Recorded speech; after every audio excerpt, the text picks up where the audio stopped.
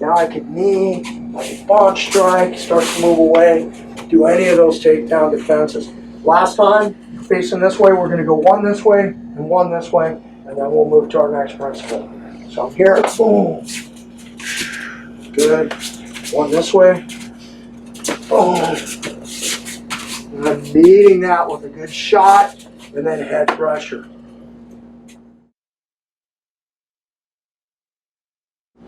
One of the beauties of being concept or principle based guys is that things don't always happen in a particular order, and sometimes even though your goal, your outcome, your hope would be in defending that takedown would be that I get that perfect hip in, I get that barrier, I wall this guy off beautifully, and everything works perfectly. The beauty of being concept or principle based is if something goes awry and is not there for us, we can still recover and get back to the concept or the principle.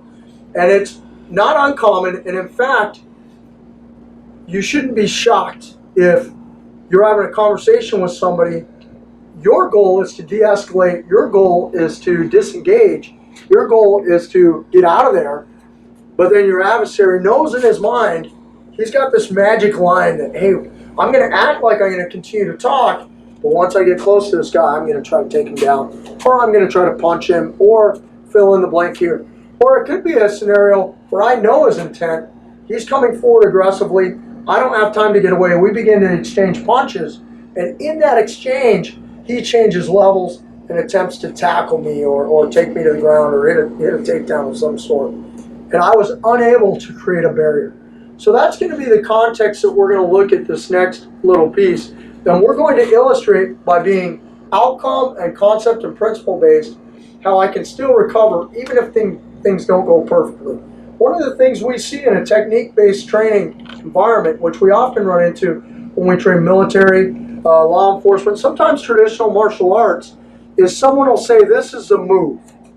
Part A, part B, part C, part D.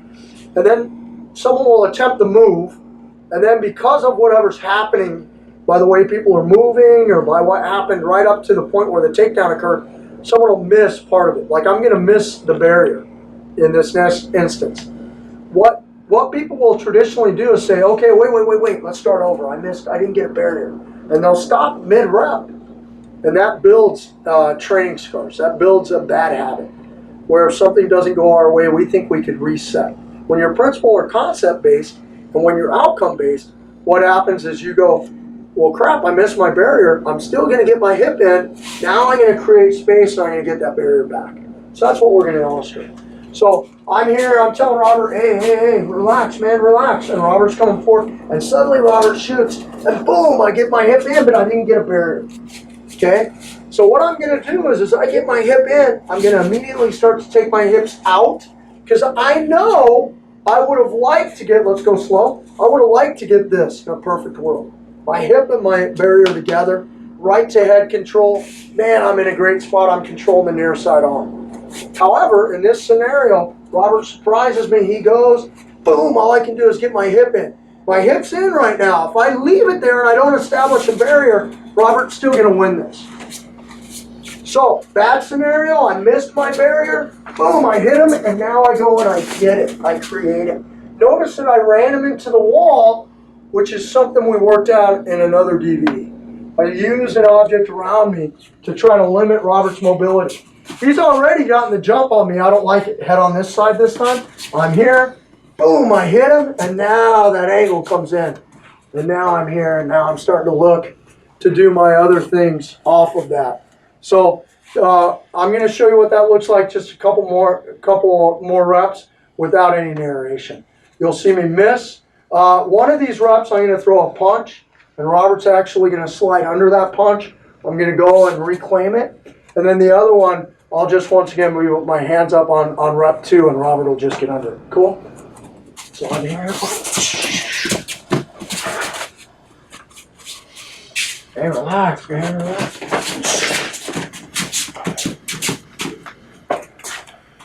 And those are illustrations of what might happen. It's not always going to go perfect for you. Boom, hit that principle, and then re-establish those other fundamental positions so that it doesn't result in a catastrophic loss where I end up underneath them on the ground. All right, guys, so from the ground, we're going to stay on that outcome. We're going to stay principle concept based as we work our way back to our feet. That's going to be our overall outcome we're looking for. Now, a lot of people will watch the DVD and they'll say, well, what about eye gouging? What about biting? What about hitting him in the groin? All those things are options. Understand that you can do any of those things. For purposes of this DVD, we really wanted to focus on getting to dominant positions. And those dominant positions are consistently going to be, I've got control of one arm or the other and or the subject's head, creating barriers which allow me to move, and then creating angles. As I do these things, even if I'm defending punches, I'm defending takedowns, I'm trying to get back to my feet from the ground. As I get onto these common pathways, that's going to lead me to success. Now, I'm not telling you you can't throat punch along the way, or eye gouge, or bite the guy, or whatever it is that you think you'd like to do. But understand also, in the beginning of this DVD, we also talked about things that are reasonable. If someone takes you down in an altercation, a takedown alone, you might have a hard time justifying the fact that you poke his eye out and he's blind for the rest of his life because he executed a takedown. Most hand-to-hand fights where we don't have a weapon system involved are misdemeanor encounters. What that means for you legally is that the law looks at a fist fight, barehanded, two guys fighting.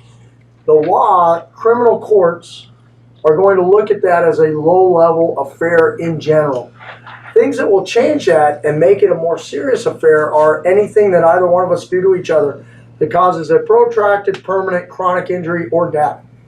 So anything that I do in a physical altercation with another human being that's going to leave them mangled for life or crippled or any of those things, like removing an eye, I'm not telling you you can't do that. I'm telling you that that's reserved for the most dire of circumstances. And so that would be probably another DVD set. What we were mainly dealing with here are the most common attacks you're going to face in the street. Those are going to be some kind of a punch, some kind of attempted takedown, and then once I get you to the ground, I'm going to try to control you there and finish the fight there. Now, if I'm struck in that initial encounter and I'm dizzy, I have a hard time, I'm spotty vision, I think I'm going to pass out. I don't know if I can fight another minute and last. I was trying to avoid this fight. I tried to avoid it. I detected